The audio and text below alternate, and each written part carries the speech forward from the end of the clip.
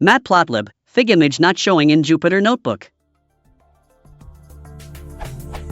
I'm trying to render an image at its true dimensions, not scaled or stretched, and the easiest way to do this with Matplotlib seems to be Figimage. However, when I try to use it in a Jupyter Notebook, the figure doesn't show. Other plots show fine, this only seems to affect Figimage.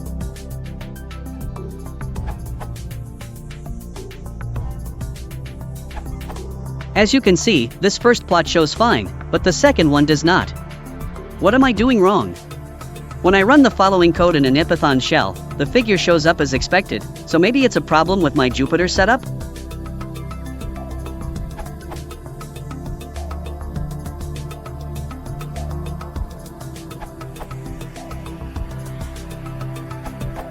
Figimage only adds a background to the current figure.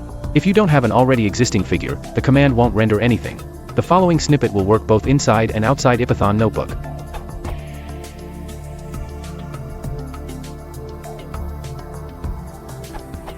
However, it doesn't do what you want/expect. In order to render an image in its true dimensions, you would have to play with Figsize and DPI, as others have attempted previously. 1, 2, 3, 4.